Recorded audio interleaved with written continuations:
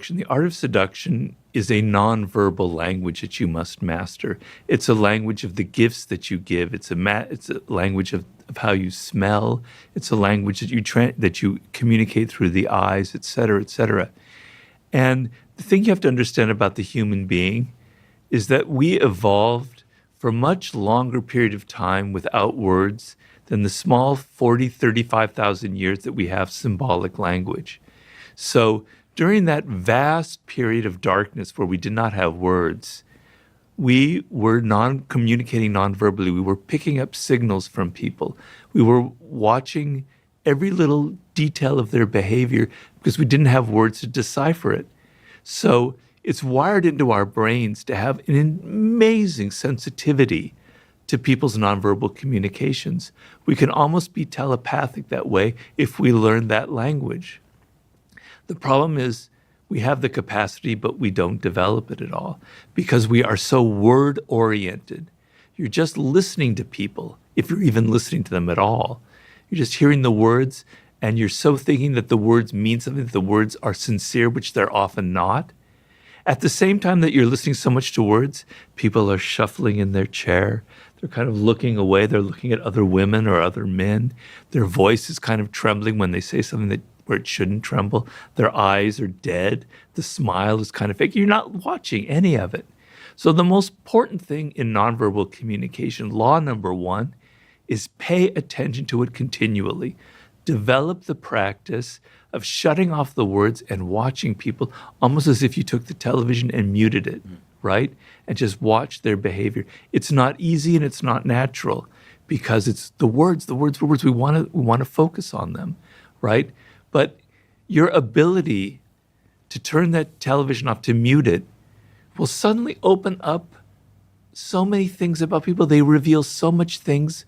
Sigmund Freud said people are continually oozing out all of their secrets through their nonverbal behavior. You can read them like an open book if you master this language. And I have, in The Laws of Human Nature, I describe the story of Milton Erickson. I don't know if you're familiar with Milton Erickson. Perhaps the greatest modern master of nonverbal communication. He was an amazing psychologist. He sort of is the inspiration behind help me out here. Neuro-linguistic. Oh, the NLP. I mean, it's kind of a bastardization of his ideas, but he created hypnotherapy. He's the person who created hypnotherapy. Certainly, hypnotherapy is a valid psychiatric practice. Yeah. I mean, it's excellent clinical data to support it. Well, Milton Erickson had polio when he was 19, and he was paralyzed. His entire body was paralyzed. He couldn't even move his eyeballs, right? And he sat in bed, and he had a very active mind. And he was going to just die from sheer boredom. And what he did during the 2 years of being paralyzed like that was just watching people's nonverbal communication and making notes in his brain and learning he learned the 20 different forms of yes, the 100 different forms of no, right? Every intonation, how somebody entered the room, how they left the room, how they looked at him with the pity or empathy or something. He mastered it. And then when he became a psychiatrist and he treated people, they thought he was psychic. He could see everything into them. It's because for 2 years, that's all he could do was observe them. He couldn't speak. He couldn't do anything. He couldn't read a book. So you have that same power, but you don't have polio, obviously. But you have to first pay attention to it, right? It's an amazing thing once you do. It's a lot of fun, actually. And I tell people, go to a cafe one day in your city, wherever you live, and just watch people, because you can't hear them. They're a few tables away. Watch their nonverbal behavior as they interact and see if you pick up cues from them. And there are things that are signs of genuine emotions. So, for instance, an exercise you can do is you go up to somebody from an angle where they can't see you coming up to them, and you surprise them. You go, hey, Mike, whatever. They turn. For that second, their expression reveals how they really think about you. You'll detect if you can pick up micro expressions, and you can.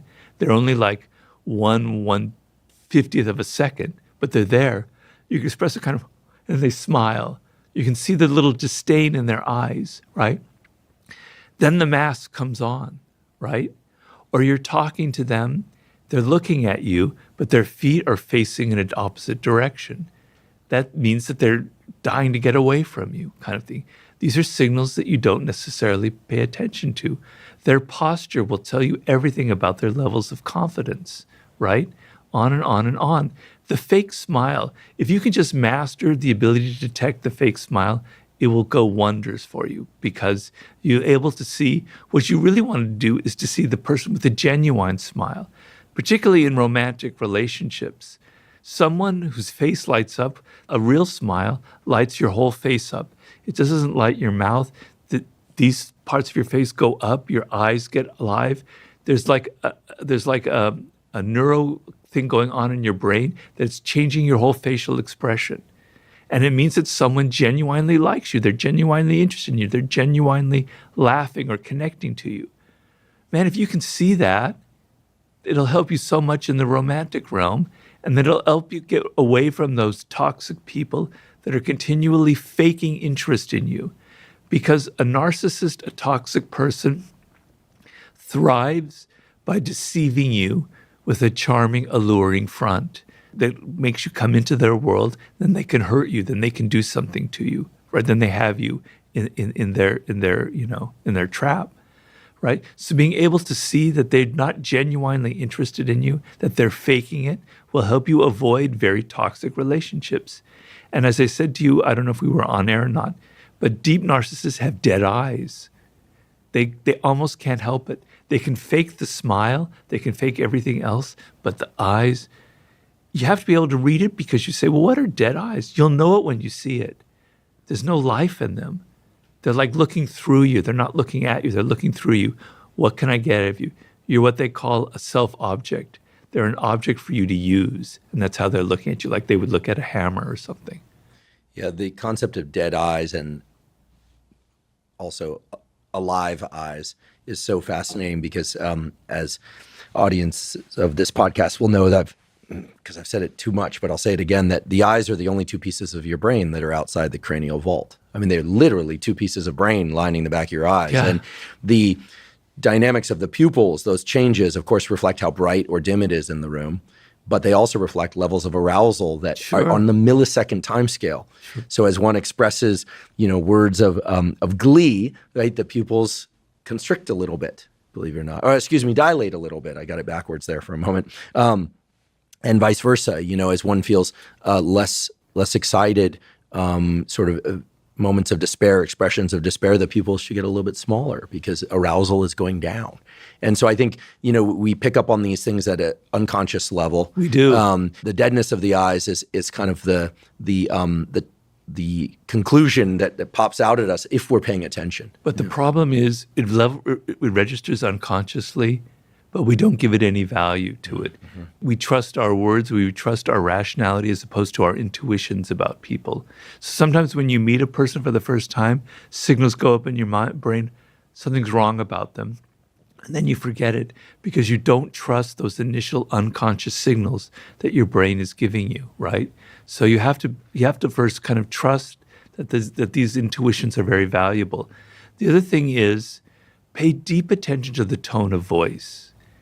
The voice, as actors will tell you, is like the hardest thing to fake, right?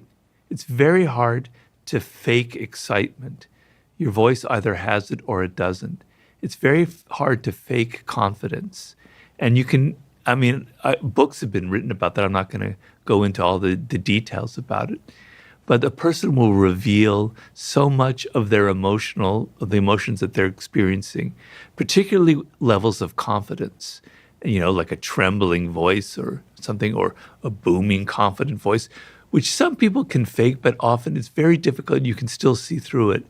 And on the level of seduction, men are very, very attuned to the voice of a woman, but we're not aware of it. Because the voice of our mother had an incredible impact on us in early childhood. Her singing, the tone of her voice, that was probably the first seduction that we ever went through.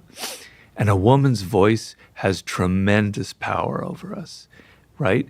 And so hearing a voice that kind of grates or irritates you is something that's a bad sign. And that goes deeper than all the character issues that we were talking about. But a woman's voice that kind of reminds you of that mother, that sing-songy, whatever feeling it was, that's somebody that can very easily seduce you. Yeah, there's a place for naming this. It's like subcortical courtship. Below the cortex, as the geeky neuroscientists like myself say. You're getting down below the cortex with all of this stuff. Convergence of real loves and desires. I mean, we express with words. We sense the world using, of course, our cortex. But we're really talking about getting into the subcortical stuff that is the stuff of our history, the stuff of our hardwiring and our uniqueness. I couldn't help but think about the fact that earlier we were talking about the now infinitely vast number of choices of things to engage in, people to engage with, et cetera.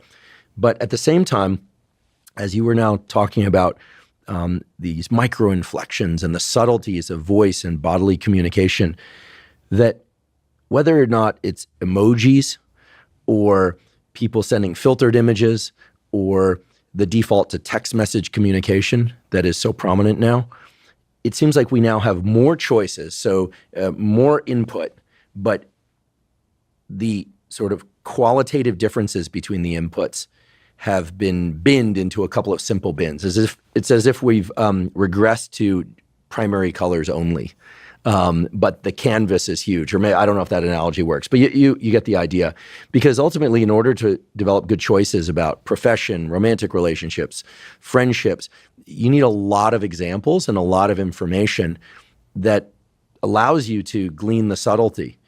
But as long as it's emojis and filtered pictures taken at a particular angle, usually from above, ask for the picture head on and below. Send me a picture of your worst expression. All of that. It seems that there's now increased opportunity for deception. And I don't just mean people misleading others. I also mean us misleading ourselves. Oh my goodness, how could I be so disappointed yet again about a particular landscape of life? And it doesn't just have to be romantic interactions. It could be other landscapes. Like, how could I be fooled? Well, you're fooled because the inputs were deficient, not good data, as we say. Well, the thing is, if things are you're immersed in the virtual realm, it's very, very hard to master the nonverbal communication aspect, which is so important. So if you're dating from an app and you're flipping through and then you find that person, you've missed out on the greatest experience of life, which is actually having to go out to a bar or go to a restaurant or go to a social event and have to literally encounter another person and deal with looking at their behavior and kind of assessing who they are. It's a muscle that you have to pay attention to nonverbal communication. And if you're just, going through the emojis or going through the Tinder apps, that muscle completely atrophies. You have no power. You're not able to decipher anything. And that's what's happening with a lot of people who are using these apps. Social skills are like any skill at all. You have to develop them. It's a muscle you have to develop. And you've all noticed this probably in your own life. If you've gone through a period where you're kind of retreating, you don't want to be around people, and you spend a month like that, and then you go out, you feel awkward. It takes you like a couple days to get used to being around other people. You say stupid things, your body language is awkward. But if you're in a situation for months where you're constantly interacting with people, you're on a film set and day out, that skill starts developing. But you have to be out there in the world. You have to be interacting. You have to be looking at people's emotions. You have to be gauging them in real time. We're not built for virtual encounters. We're creatures of flesh and blood. And we need to be looking at each other in the eye and paying attention to all these little details, these nuances that you can only get in person. Along those lines, what are your thoughts about AI and how that's going to shape our sense of self, sense of others, and relationships? As if that's a topic that could be covered in a series of minutes. But what are your top contour, maybe even deeper thoughts about AI? Well, I'm gonna piss a lot of people off, but I'm kind of very concerned about it. I mentioned before about anxiety, the role that anxiety plays in thinking. You come upon an idea and you go, yeah, that's so good. And then you go to the next level and it becomes better. And you go, oh, maybe that's not so good. Then you go to the next level. You go to level 3 and it gets better and better. You have anxiety. Another aspect of intelligence is self-awareness, right? The ability to look at yourself, go, I have biases. I have confirmation bias. I have conviction bias. I have recency bias. I have to counteract these things. I also have a dark side. I have aggression. I have to be aware of how they color my thinking, my emotions. The third quality that goes into intelligence, I'm talking about now intelligence, not artificial. Intelligence is the ability to deal anxiety and go to a third level. Intelligence is the ability to look inside of yourself and see your own biases. And the third thing is the ability to see a holistic picture, the kind of aha moment that scientists have, where you accumulate all kind of data points, and then out of nowhere, an image comes to your mind of, yeah, there's the answer. You see the whole thing. You see the whole gestalt, right? Simone Weil compared it to a square cube. You can only see a cube from one side, or you can never see a square cube. You can only see a side of it. If it's rotating, you're still only seeing sides of it. Only in your mind can you picture the whole thing. So the mind has to go through a process to have holistic thinking. If they can invent a machine that can deal with anxiety and has anxiety and can go to level 3, if they can make a machine that can be self-aware, that can go, the people who program me have biases, therefore I have biases. I also have a dark side because people have programmed me who have a dark side. If this machine can also think holistically beyond all of the data points and all the massive information it's combined, it can have that aha moment. All right, I can see a human consciousness. I can see creativity there. The other thing I would say is, when I was a student at Berkeley, going way back, I was 19 years old, I decided one summer, it was a big paradigm shift for me, I'm going to take this class in ancient Greek. In 6 weeks, they teach you a year of ancient Greek. That means every day you have an exam, every Friday you have a final exam, 8 hours every day of a dead language. I thought this would be the best discipline for me after someone who'd been doing too many drugs, to be honest with you. Okay? And so finally, at one point, they give us this paragraph of the hardest ancient Greek writer of all to read. This was near the end, Thucydides, or Thucydides, as they say. So I had like the whole night to try and translate one paragraph. I couldn't figure it out. You have to understand the weirdness of ancient Greek, all the endings, the weird ways of thinking. The whole picture, that aha moment was eluding me. At one point, I thought I got it, and I translated it, and I gave it to the teacher next day. I remember he was this kind of hippie that you'd have at Berkeley, Dennis, classics professor, but also a hippie. The fact that you knew his first name is very telling. I can only remember his first name, Dennis. He said, Robert, I can see your thinking, but you need to go to another level. You didn't have that aha moment. You didn't put the whole thing together. You were close, but you didn't. You have to try harder.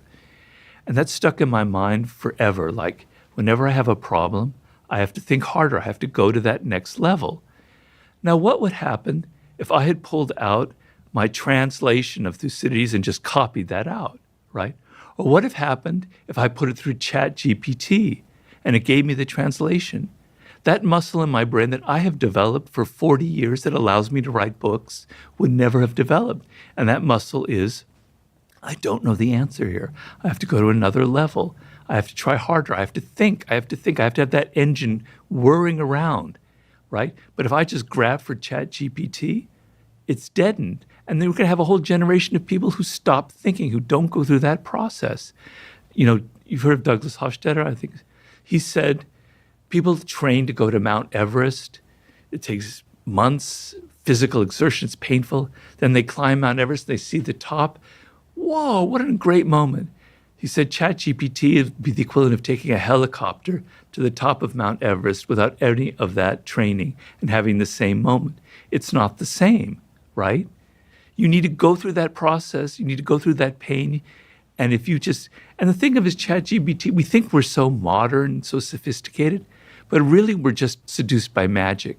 You put it in there and you see the screw going, whoa. It's like magic. It's like a magician. but it's empty. It's like not your brain functioning, right? It's the pagan part of us. We like that kind of magic, as opposed to actually having to go through the thought process itself. So I'm not against having tools.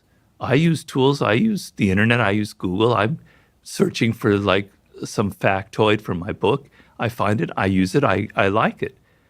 But I've also learned to develop my brain to think, to get that engine constantly moving.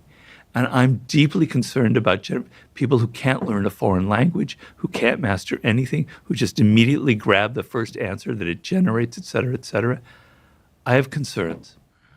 I am too. And I was thinking a moment ago that, like some people might hear what you just said and say, oh, well, the same thing was probably said about the automobile. Like how many amazing experiences of walking from one place to another are going to be lost when people start driving from one place to another. But I think a key difference, and this certainly aligns with everything you just said, is that what you're talking about is not just arriving at the same destination. You're saying the destination itself is different when one exerts some effort and experiences some anxiety to get there. So it's not the same as automobile versus horse versus walking versus airplane. Yeah. It's fundamentally different because the journey transforms the outcome. Yeah. Yeah, I'm in agreement with you about many aspects of AI. I'm also excited about it in the context of certain things. I agree with you. It could be a tool, but are we operating the tool, or is the tool operating us, is what I'm talking about. I am concerned a bit too, especially in the context of what we've been talking about for most of today's discussion, about avatars replacing our online personas too much. The avatarization of ourselves is already taking place through filters, through reduction of emotional expression to emojis, through reduction of language to a diminished number of words to explain one's feelings. A prior guest on this podcast, Lisa Feldman Barrett, who's an expert in emotions, talked about how the moment that a culture has a word for a particular subset of anxious feelings. So for instance, she taught me that in Japanese, there's a word for the sadness one experiences when they get a bad haircut. Yeah, I know. And so that normalizes the feeling and leads to feelings of less despair, as opposed to what now many kids especially grew up learning, which I'm anxious, I'm sad, I'm depressed. Yeah. In science we say there are lumpers and there are splitters.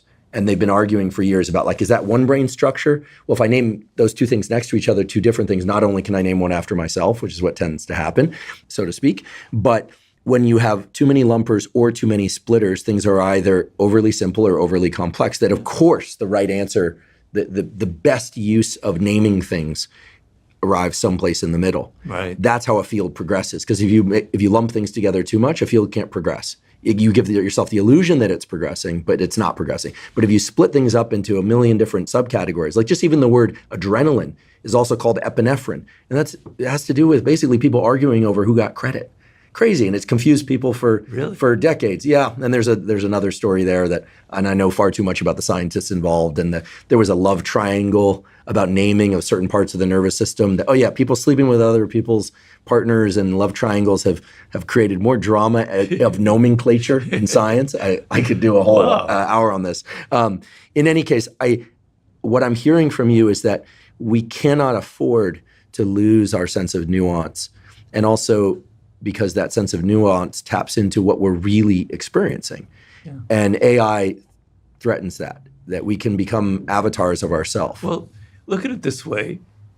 We worship technology. It's our new religion, okay? And we worship ChatGPT as if it's a god. Seriously, there's religious elements going on here. What we really should worship is the human brain, which is the greatest creation in the known universe, I'm afraid. It is the most complex piece of matter in the entire universe. The number of neurons, the number of synapses, the number of possible connections between neurons is infinite, practically infinite. It is a wondrous instrument. It is so powerful, we've barely scratched the surface of what we can use for it. Let us worship that brain that's in your head. You only have so many years to use it. You have only so many years to develop it. It is so wonderful and powerful. It can bring you such pleasure, so much power in life. So tools are fine. We all need tools. We need hammers. We need nails. We need saws, etc. But the real thing is the hand that uses it, the brain that connects the hand to the hammer, that knows how to hit things. I think of the great painter Renoir in the 19th century. He had like a stroke or something. Then the last years he couldn't move his right arm, which he painted with, and it was disastrous. So what he did is he put the brush in his mouth, and he painted some beautiful paintings that way, because his brain had mastered the art of painting, not his hand, but his brain had mastered it so well that he could actually paint well with the brush in his mouth, because he could direct it, and he had the knowledge of how to make something perfect. The brain is absolutely incredible. The plasticity of the brain, which I'm discovering after my stroke, is absolutely a miracle. What? I don't know, is it Professor Schwartz at UCLA who was studying OCD and how he was able to kind of cure people of OCD through certain plasticity exercises that he had, making them aware of their kind of brain lock, et cetera, and getting them out of it. That plasticity of the brain is by far the greatest miracle of all, and it goes on into your 60s and 70s and onward. Let's all get down on our hands and knees and worship the brain. And if we did, it would create a complete shift in our values, and we wouldn't be so instantly seduced and enamored and worshiping the technology. We would worship the brains that create the technology instead of, the other way around. I certainly got a fan of brains and their potential for plasticity sitting over here. I have the benefit of having my scientific great-grandparents are Hubel and Wiesel, who won the Nobel Prize for neuroplasticity during the critical period. Wait, say that again? So my scientific great-grandparents are David Hubel and Torsten Wiesel. David's dead, Torsten's still alive. He's 96. And they won the Nobel Prize for essentially discovering the critical window early in development where plasticity is especially robust. They did other things too. They should have won 2 Nobels, frankly, for their other work on vision. But one thing that they missed, however, was something that you mentioned and is worth highlighting again, which is that the brain maintains the capacity for immense plasticity throughout the entire lifespan. Completely. That's absolutely clear. The conditions change from early to later in life, but your specific situation really highlights that, and it's something I'd really like to talk about for a few minutes if you're willing. As you mentioned, you experienced a stroke, and perhaps it was aware to some, but perhaps not to all, especially the people just listening to this podcast and who are not watching on video, that your shirt, while very nicely designed in its original state, also includes some unique stitching. So maybe you could share with us and for those listening, there's a jagged line of stitching that extends from Robert's left short sleeve to his midline, to where the buttons on his shirt are, and from his right short sleeve also to the midline, offset from one another. This is the sort of stitching that looks like perhaps I had been at the sewing machine and not somebody with skilled, but they did a good job basically of putting it back together. Why are those stitches in your shirt? Tell us about the stroke, and let's talk about neuroplasticity. It could also seem like a fashion statement, but it isn't. Well, it was May of 2018. It was my birthday, and my wife gave me this shirt. I have a love of plaids. It's like, I don't know why, I just love patterns.